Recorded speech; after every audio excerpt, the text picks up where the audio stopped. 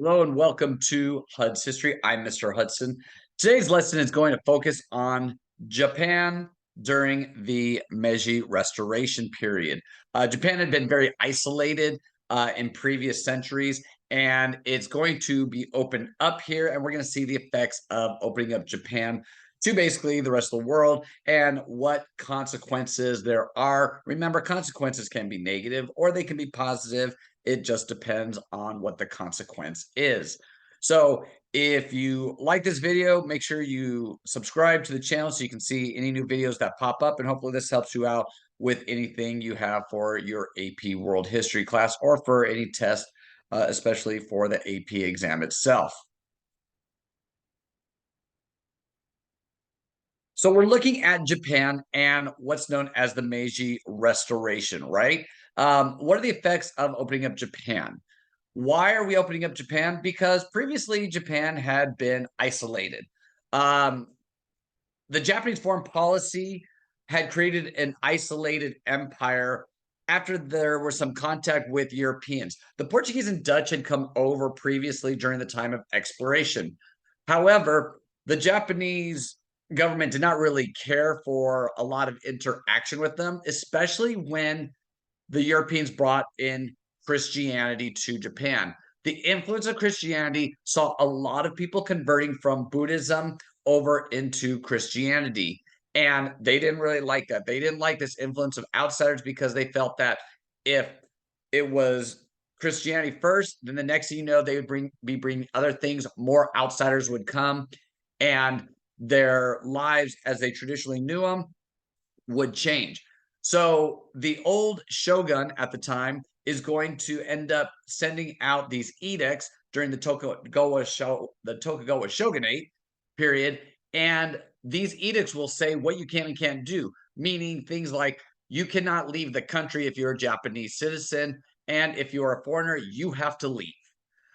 They did not like the fact that foreigners had come in and tried to basically convert their people and to change their minds of the ideals and values that the Japanese had. With that, you're going to see most foreigners kicked out. And if they're not kicked out, they are basically persecuted.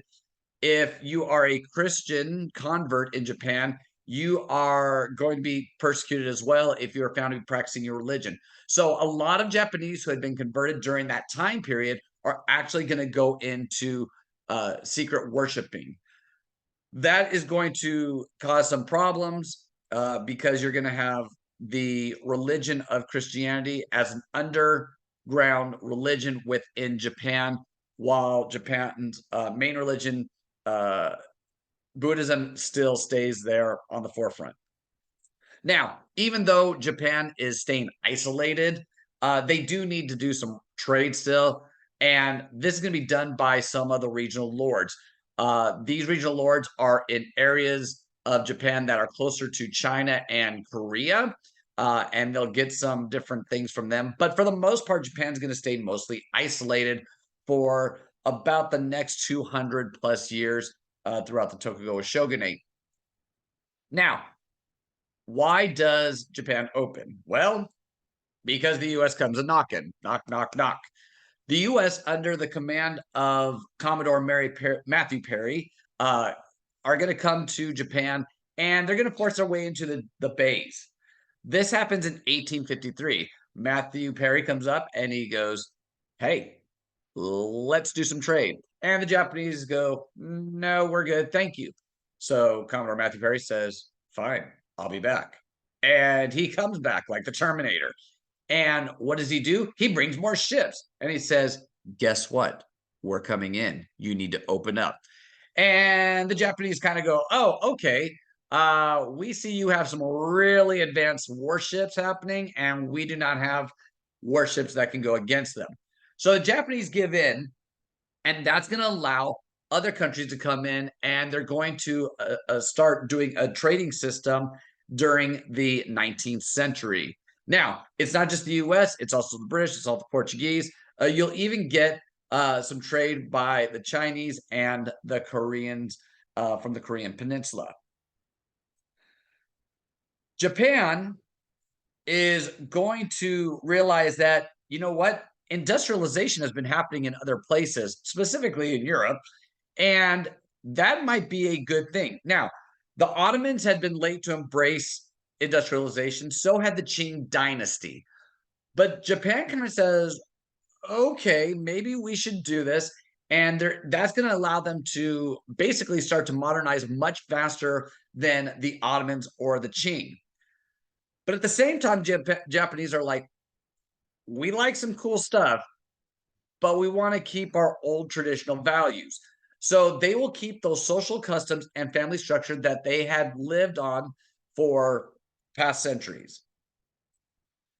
Other reasons for opening up Japan are that there are some people in the upper classes, notably the nobles and the samurai, who were very impoverished. They had a lot of debt uh, that they needed to get rid of, and they felt that if the Japanese government would sign off on trade, that they could actually get rid of their debt through trade, earning money, whatnot. That is going to be very beneficial to some of the people in Japan who need that trade in order to get rid of debt. However, as Japan slowly starts to open up, they're going to see the same type of anti foreign feelings that were going on in the Ottoman Empire and the Qing dynasty. Now, Europeans had gone into the Ottoman Empire, obviously, because it's right next to Europe. And they'd also gone into China during the Qing dynasty. And you see that with the culmination of what happens in the Boxer Rebellion. The same thing happens here in Japan, where as foreigners come in, they kind of get some special VIP treatment. And the Japanese don't always care for that. Just like the Qing dynasty saw that there was, favoritism towards the foreigners in extraterritoriality kind of things.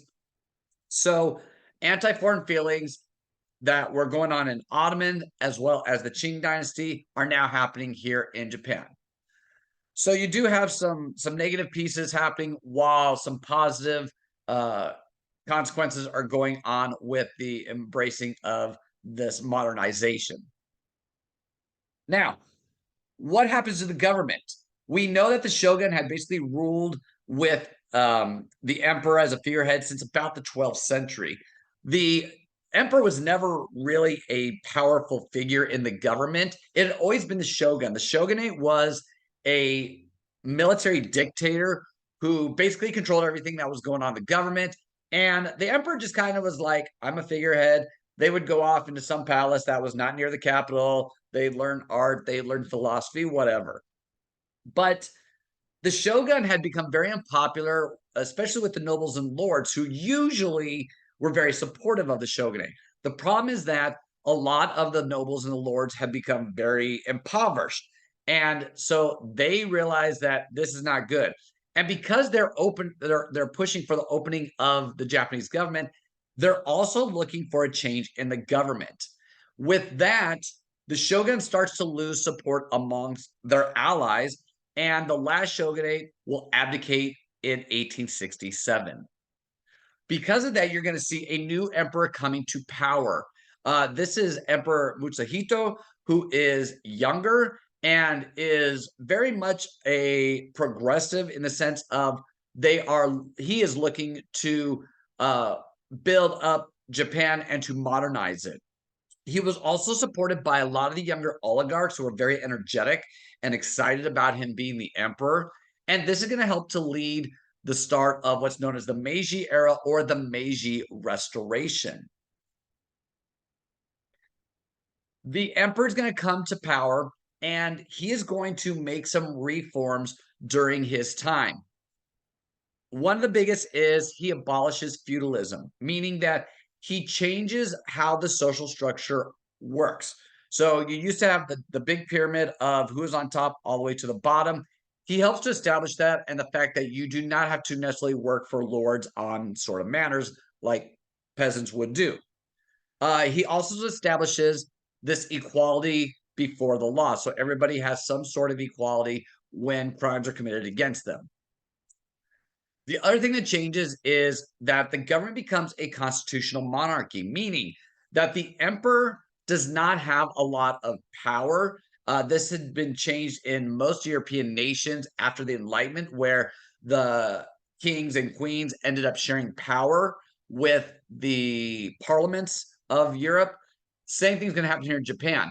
The shogunate have been basically, abdicated their position, and now the emperor is the one in power. But in order to prevent the emperor from getting too much power and becoming like a dictator, basically the emperor shares power with the legislative branch of the Japanese government. Another thing that they do is they change their military. The military had traditionally been made up of samurai warriors, but most samurai warriors had become older. There hadn't been a lot of battles in the past 200 years, so there wasn't a good military system.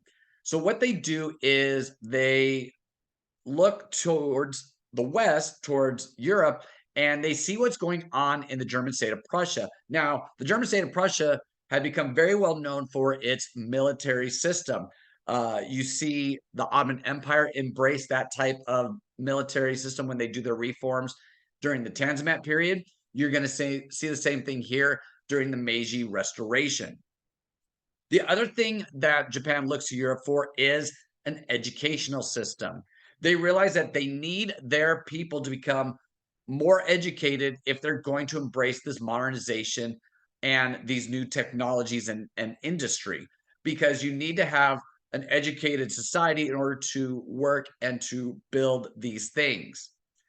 With that, you're going to see the government really promote industrialization. They're going to want to bring in industries. They're going to want to bring in this new technology, specifically with transportation, because you have Japan that's made up of a lot of different island chains.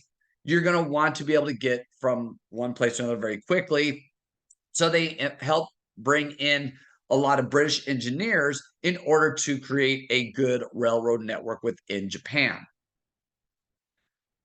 With that, you're going to see Japan become very industrialized and very modernized. They embrace the industrialization way faster than the Ottomans and the Qing do. The Ottoman and the Qing are very reluctant and they kind of resist industrialization.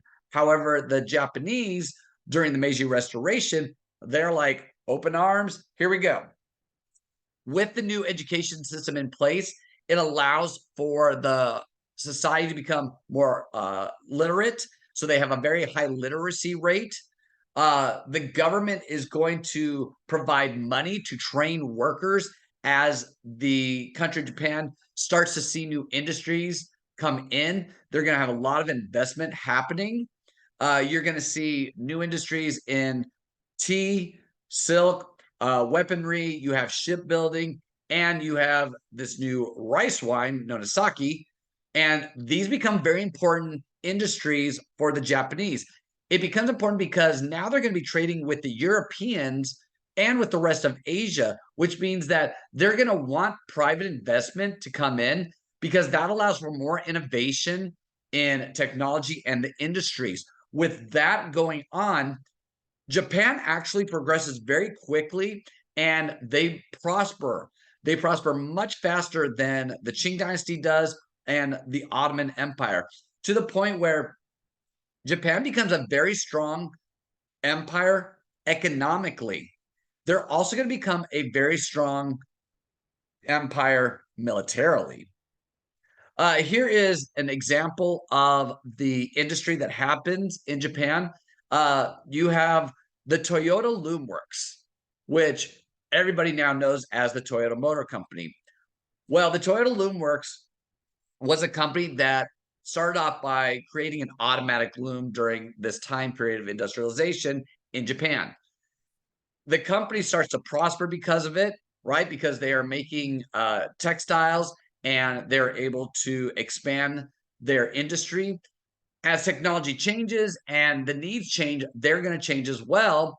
And they become known for producing automobiles. And if you know anything about Toyota now, Toyota is one of the largest producers of vehicles around the world, including vehicles like the Toyota Corolla and the Toyota Tacoma. Because Japan is very economically sound, they're gonna now go from being isolationist to actually becoming more imperialistic. There's always the talk about imperialism by like the Europeans going into Africa, going into India, as well as into China. But you see Japan here, an Asian nation that's going to actually become very imperialistic themselves. When Japan had once like been this very isolated like block of islands, the Meiji era and the ability to create a very modernized large army and military is going to lead Japan into a pattern of imperialism. That is just like what is going on at the same time in Germany and Italy. They are looking for territorial gains because of the need for resources. Japan's population has an explosion and it grows very quickly at this point. That is going to demand new materials for industry. It's going to fuel an expansion. So they're going to have to go somewhere because they're on islands. They can only expand so much on the islands. That's going to lead to conflict with other groups because Japan is going to look to gain a foothold in other places. They had plans at one point to try and go into Central America and into Mexico, but they do get a foothold on other places, particularly in Asia.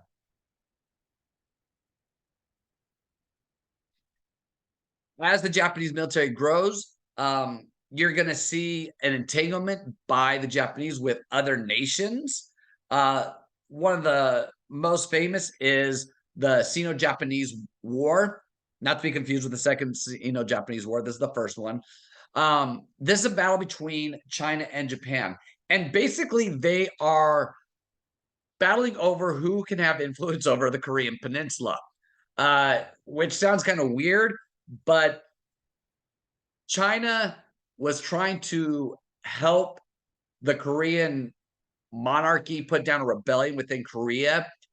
And so they kind of informed Japan what was going on. And Japan was like, oh, no, you can't do that. We're going to come in, blah, blah, blah, blah, blah.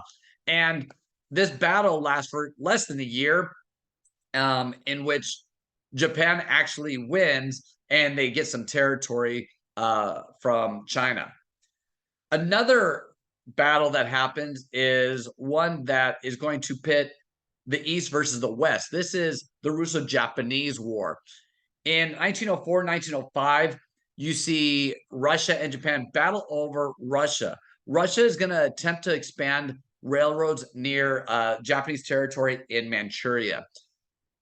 The Japanese were not very well known in Europe for being very, very good in battle. And Russia, because everybody in Europe knew Russia to be a very, long-lasting imperialistic dynasty, thought that Russia would basically win. However, Japan was very good at what they did. They go in and they will take down the Russian military. And it is a huge detriment to the Russian monarchy, to Tsar Nicholas II. And it's going to be one of the reasons why Tsarist Russia starts to feel the crumbling as it leads to the Russian Revolution in 1917. But anyway, the Japanese win here, and they will end up showing their might and power through imperialistic means, and they're going to slowly start to gain other territories as you get into the 20th century, which is going to eventually lead us to World War I, and then we're going to get into World War II, and we all know what happens at that point. So to kind of put this in a conclusion, Japan had been a very isolated nation, all right, since about the 17th century.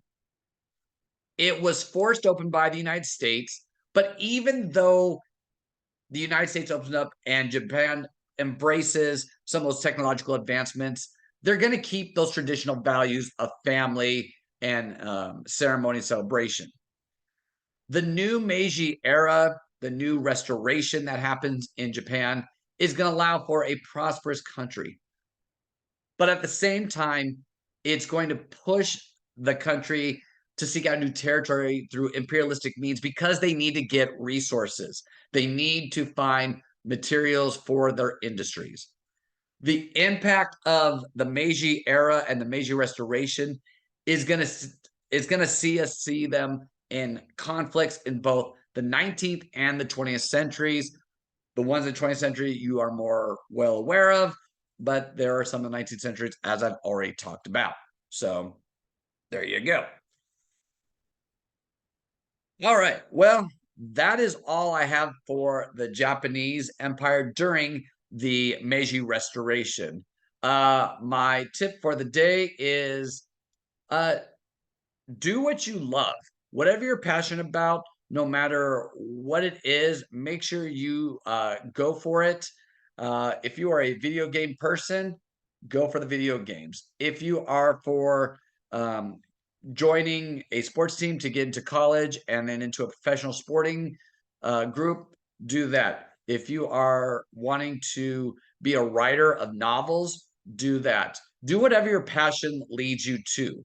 It can be whatever your mind is, and something we don't even know about yet.